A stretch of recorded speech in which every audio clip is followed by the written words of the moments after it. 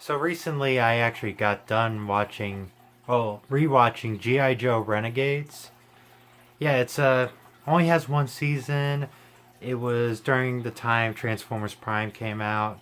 It's not really talked about in regards to G.I. Joe. Heck, G.I. Joe hasn't really been a big deal outside of the comics for quite some time, like probably since the last live action movie, which is a shame, and especially with GI Joe Renegades being canceled after its first season run, which is a huge disappointment because I GI Joe Renegades was actually a really good series, and after rewatching it, yeah, like my initial thoughts of it being a good series stay true. It is like the A Team meets GI Joe, and making GI Joe like the Joes into average, you know, vets, average military personnel, not some secret agency, you know, trying to defeat terrorism. But no, just these simple Joes on the run who have been framed for doing a crime they haven't committed. You know, the A Team. Making the Joes the A Team, essentially, was actually a smart idea. Making Cobra not this cartoony, comedic, I say cartoony ironically because I'm still talking about cartoon. But anyway, not this, comedic force like, oh, well, Cobra, he's not gonna. They're not obviously gonna take over the world. That's stupid. Because they're just so incompetent.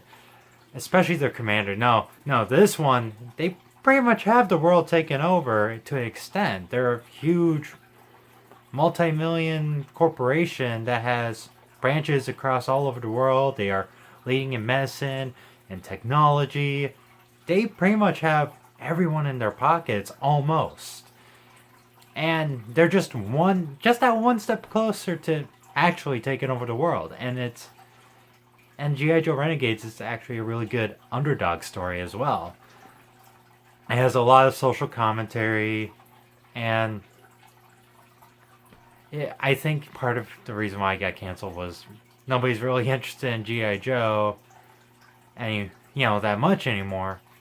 And again, it's a shame because they actually treat the characters like characters, not just figures, not just, commercials to sell toys from the toy aisle, but actual characters with actual personalities. I will remember these versions of Duke, Scarlet, Tunnel Rat, Roadblock, and even Snake Eyes, the silent ninja.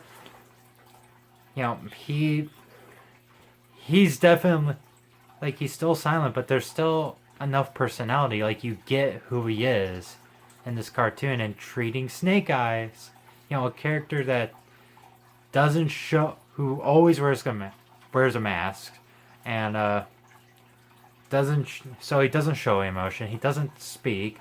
He's a very hard character where to express personality for it in writing and visually. It's a very difficult, and they actually do a good job expressing personality. He is mysterious, but you do get the gist of who he is as a character, and that's really good. And not a lot of I'm not a huge GI Joe fan. I've only seen a little bit, but from what I've seen personally, that's a huge step up for treating the character Snake Eyes. And even the villains are very memorable, like Baroness, Dr. Mindbender, Zartan, and Commander was actually really intimidating. And I love that touch of the voice actor being the voice for the Bayformer Starscream. So that was a kind of a nice touch in casting to the original cartoon where the voice of Cobra Commander was Starscream. I mean, I believe so. I don't really have to look on IMDb. They sound pretty much the exact same. But yeah, I think that was a nice touch in casting to do. And it's such a shame it only got one season and left off with somewhat of a cliffhanger. It wrapped up almost everything, but it left it open-ended for there to be possibility of new adventures.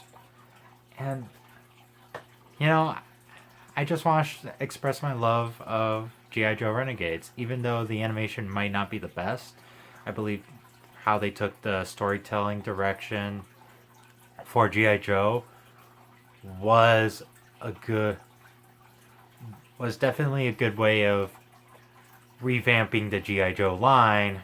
Or at least that's what I thought, but considering how it got canceled, maybe I'm in the minority. Maybe not a lot of people like that show. And maybe it just didn't do well. Who knows? But that's my thoughts on G.I. Joe Renegades. Anyway, I'll see you guys in the next video. Take care.